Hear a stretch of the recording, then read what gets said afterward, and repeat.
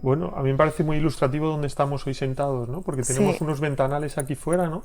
Si lográsemos poner estos ventanales para todo lo que hacemos, ¿no? sí, Y bueno, yo creo que se educa a la sociedad y se educa a los jóvenes y se educa al que tiene ganas de conocer, desde luego con la labor que se hace en los medios de comunicación, que se intenta transmitir muchísimo también, y ahora en las redes sociales y tantos caminos que tenemos para comunicar, pero de repente tenemos que darnos cuenta que hay que poner esto, ¿no? Y que la gente nos vea desde fuera, ¿no? Que esta sala, ¿no? Lo hablábamos antes, esta sala haya gente viendo desde aquí dentro y viendo desde fuera, ¿no? Los expertos y los sabios, los expertos y los que quieren aprender desde aquí y los que lo miran desde fuera y un día dicen, bueno, pues voy a curiosear.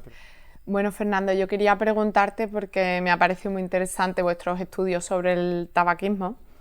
Y bueno, yo siempre he pensado que había un tipo de personas que son como más débiles, digamos, aunque estén bien mentalmente, pero tienen más, digamos, debilidad ante la adicción al tabaco, al alcohol, el juego, etcétera. Y me preguntaba si es cierto, hay un tipo de persona que es menos capaz, digamos, de combatir la vida y podríamos utilizar quizás el tabaquismo, el beber un poco más de la cuenta como medidores de eso. Sí es en el sentido que tú lo ves, sí es una vulnerabilidad eh, heredada, ¿no? Y que la traes, ¿no? Lo que pasa es que es una vulnerabilidad a distintos niveles. El ser humano es vulnerable en general para la conducta adictiva, ¿no? Fíjate que para el tabaquismo nosotros medimos, tenemos un test, el test de Fagerström, que es el más habitual, y tenemos una pregunta que es muy importante, que es la más relevante respecto a tu dependencia del tabaco, y es ¿cuántos minutos pasan entre de que te despiertas, que abres los ojos y te fumas el primer cigarrillo? Imagínate que esto le hiciésemos esta pregunta o nos la hiciésemos cualquiera de nosotros, entre cuánto tiempo pasa desde que abres los ojos y coges el móvil, ¿no? Entonces tenemos una capacidad de Totalmente. engancharnos a conductas muy fácil. Pero es verdad que hay individuos dentro de la población que tienen una mayor predisposición. Está en ese nivel biológico que desde luego tiene un planteamiento, una raíz genética, ¿no? Y que vemos el vínculo entre determinados genes, muchos de ellos en combinación, ¿no? No un gene único, sino una poligenética relacionada con la acción que hace la sustancia en el receptor, ¿no? Y que unas personas expuestas todas ellas como si fuesen en una jaula ratoncitos a los que les pones una sustancia, por ejemplo cocaína, pues un porcentaje de ellos pueden ir, los que les has metido esos genes, van y repiten más sobre la sustancia. Pero claro, cuando trabajamos con personas nos alejamos mucho de ese modelo de los ratoncitos Claro. y entonces es mucho más complejo. Entonces hay factores también educativos, ¿no? Factores del crecimiento a nivel del afecto que se ha recibido, de la adversidad que se ha tenido, de los estreses en general que se han pasado, del nivel socioeconómico, porque claro, el ratoncito tiene ahí la cocaína, pero los individuos tienen, desgraciadamente, generalizado la exposición a sustancias, pero tiene que haber una conducta también de búsqueda. Y esa conducta de búsqueda también viene vinculada a factores de personalidad que tienen que ver con todo esto que hablábamos, ¿no? Y luego, por supuesto, tenemos que estar haciendo siempre, y todavía no lo hacemos bien, prevención en salud mental. Porque si haces prevención en salud mental, previenes, estás alerta, una prevención primaria o una prevención secundaria, de estar alerta cuando ya ha aparecido el síntoma, pero tratarlo bien, vas a evitar que se complique con consumo Que de se sustancias, ¿no? convierta en algo. Que se convierta en lo otro, ¿no? Y bueno, me gustaría preguntarte porque yo tengo una cierta inquietud respecto a cómo y cuándo despertar la curiosidad en las personas, ¿no? La curiosidad por la ciencia. Bueno, creo que un investigador tiene que ser una persona curiosa, de naturaleza. Es imposible que una persona que no sienta curiosidad se apasione por la ciencia. Creo que eso es un componente fundamental. Pero claro, tiene que apoyarse con una formación es cierto. Y mi camino hasta la inmunología fue casual, realmente. Pero siempre he sido de esas niñas pesadas. ¿Y por qué? ¿Y por qué? ¿Y por qué? O sea que sí, a los niños hay que enseñarles a investigar, a tener curiosidad, pero también la tienen que tener ellos. Se nace, pero si no lo enriqueces, ¿no? Y Claro. si no lo riegas, se apaga, ¿no? Porque, Sí. bueno, se va madurando y se va entrando quizá en el camino de lo práctico, ¿no? Y del corto plazo, ¿no? Y la ciencia no tiene nada de corto plazo, ¿no? Todos sabemos. Bueno, hay que tener mucha perseverancia. Pero por eso digo que tienes que tener mucha pasión por la ciencia, de natural, porque la carrera investigadora, la clínica no tanto, la básica es durísima, es de las cosas, de las carreras yo creo que a día de hoy son más duras y si no sientes verdadera pasión y no te lo han inculcado quizás desde pequeño, difícilmente aguantas. Mucha gente se queda por el camino. Eres capaz de desconectar de tu profesión porque tú te dedicas a analizar la gente, ¿no? La mente humana. ¿Siempre ves la vida así o cuelgas tu bata cuando sales del laboratorio o sigues observando a los demás? Casi te llevas más la parte científica. Yo creo que te llevas más esa pregunta que casi carcome tu cabeza, ¿no? Y hasta que encuentras la hipótesis con la que vas a trabajar, el método con la que lo vas a estudiar. Muchas veces te despiertas por la mañana y tienes una idea, ¿no? O tienes una resolución de algo que no te salía para escribir el día anterior.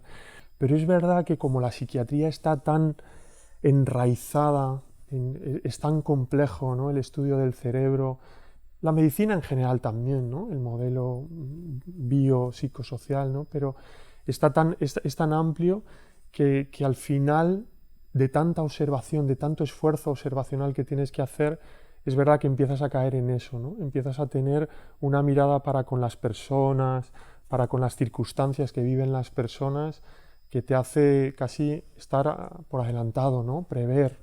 Recuperando la psiquiatría desde el punto de vista de la investigación, el cerebro, claro, es absolutamente impenetrable, no podemos estudiarlo bien y es un gran desconocido.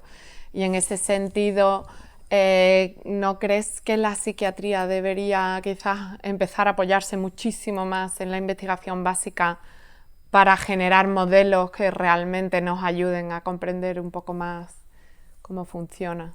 Totalmente. Yo creo que estamos recorriendo ese camino. Yo creo que vamos hacia ahí, que hay pues grupos, países, universidades punteros que tiran hacia eso, ¿no? Y que debemos escucharles y desde luego a vosotros de la investigación básica tenéis que hablarnos, ¿no? Y tenéis que venirnos y mostrarnos y decirnos, porque nosotros venimos de un esfuerzo que han hecho mucha gente antes y que nosotros ahora hemos heredado de un cambio del modelo de la psiquiatría, ¿no? Del modelo asistencial de la psiquiatría. Estamos intentando eso, prevenir, cuidar a las personas que tienen una enfermedad mental como se cuida al resto de las personas con cualquier otra enfermedad, integrar a la salud mental dentro de los hospitales de forma naturalizada, integrarla dentro de un instituto de investigación de forma natural.